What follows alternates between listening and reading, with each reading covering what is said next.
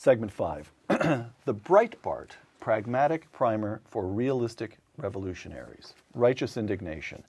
My transformation from empty-headed, hard to believe you were ever empty-headed, but we'll let you get away with that. My transformation from empty-headed, pop culture-infused, talking points parroting liberal to new media warrior took me 4 decades. But those years in the wilderness taught me some basic rules that I've applied steadily and steadfastly and that are bearing tremendous results, close quote. So you then present your own rules to answer Saul Alinsky's rules. Don't be afraid to go into enemy territory. What do you mean by that? I can't tell you how many people tell me, don't go onto the Bill Maher show. Take it right to them. Oh, it's the best. And first of all, I've had my greatest successes because I live in West Los Angeles. My life is taking it to them. I live in West Los Angeles. I live amid, the Hollywood rubble. And when I do a Bill Maher show and I go to Starbucks the next morning and the barista says, I saw you on TV last night and I didn't like how the audience was booing you before you finished your sentences. And I thought that you made an interesting point. Nobody sought me out to reclaim me on behalf of my parents, not even my parents. I tripped upon conservatism. My goal is to go out there and find someone else like me who'd never even known what conservatism was and say, hey, maybe I can draw you in. I try and do it through mirth and humor a lot of the times, and in addition to the investigative stuff that I do. I mean, when I say confront these people head on, I went down to the anti-Coke rally on rollerblades and a camera to get them to... That was your stuff? That was your film? Well, the Christian Hartsock was there and I was there, and we both captured unbelievable, pro-violence rhetoric. Let's string up Clarence Thomas, what these progressives had to say. Just terrible, terrible stuff. Be open about your secrets. Be open about your secrets. That's one of your rules. What do you mean? They're going to... I talk about how I drank a lot in college. It's not a huge revelation. I don't think I drank more than the average person that was in New Orleans at the time.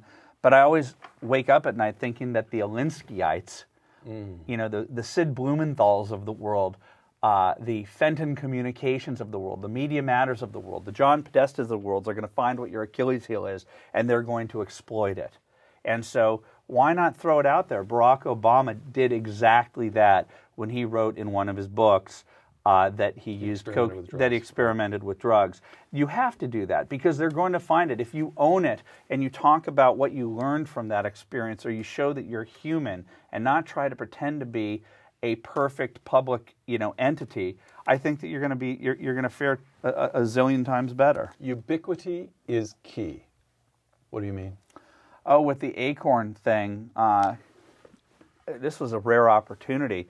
James and Hannah come to me with this. James and Hannah, two just out of college, weren't they? Well, yeah, James is 25, Hannah was 20 at the time, so she had not completed college. And they'd gotten on tape, Acorn. Go ahead, tell the story. Tell it briefly, though. They posed as a pimp and a prostitute, trying to start using government funds in many cases through and to get tips on how to avoid paying taxes from Acorn, Obama's vaunted community organizing go down group. To the community organizers, Acorn, and get all this stuff on tape. Yeah, in every office except for one, it was serviced with a smile, and they knew that they couldn't go to ABC, CBS, or NBC. In fact, I actually went to ABC. Acorn gets government money, right? They get government money. I knew that this was almost violently important information. That, oh my gosh, it was sort of like back when Drudge did the Lewinsky thing. This is going to cause heads to roll. This is going to be a big deal. How do I get this out there? I guarantee you, even in 2011, my putting that out there at biggovernment.com alone and hoping that it goes viral would not have been the successful strategy. They would have sicked their lawyers, the DNC, Acorn, I don't even know. Okay. Kirkland and Ellis, they would have fought back. They would have fought back and right. shut it down. The goal was to try and make sure that as many people were vested in showing this. One thing I found about the conservative movement is there are a lot of people who are hyper-competitive.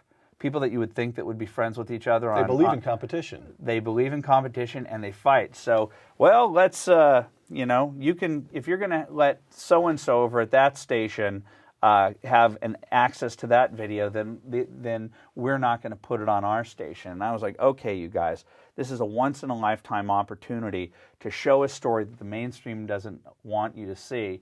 And ubiquity is what made Acorn go down, not that it was on a blog site. You've got more rules, but our time is limited.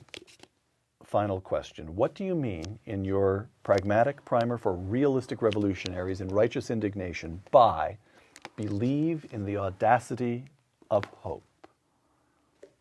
Well, my business partner hates this about me because every now and then I will compare myself to Don Quixote because he doesn't like the tilting at windmills. Yeah, that's right. But right. I do believe that is that many of the things that I've accomplished have such as taking on the complex. What most of AM talk radio does simply criticizes it from afar. When I saw what they did to Clarence Thomas, and you juxtapose what they did to Clarence Thomas next to anointing Bill Clinton for exhibiting the same behavior that they claimed that Thomas was guilty of, when you see how they treat the Tea Party, they're default racist. They have to disprove their racism. I believe that the organism, the natural organism that is the Democrat media complex, behaves oftentimes in an evil fashion. My goal is to destroy the mainstream media as we currently know it so that it is more equitable, so that it is more fair. It seems like an outrageous goal. I'm not sure that there's a business model that's going to make it so that I'm going to have Rupert Murdoch-like money, but I hope that my children's generation exists in a more fair and equitable media. And the first thing that we're going to have to get rid of is this fake declaration of objectivity and neutrality. That is a big lie. We need to move towards something that is a more mature version of what we have now, more like the UK. In Britain, the newspapers are avowedly left and right. You know what you're getting. And they're mature about it. We are just going through the adolescent phase of recognizing that objectivity was the big lie of the latter part of the 20th century. Andrew, we have to close because you have to get in a car and drive up to Marin County for an event promoting righteous indignation. I told you. Following your own first rule, don't be afraid to go into enemy territory. Andrew, told you. Andrew Breitbart, author of Righteous Indignation, thank you. Thank you. For Uncommon Knowledge, I'm Peter Robinson. Thanks for joining us.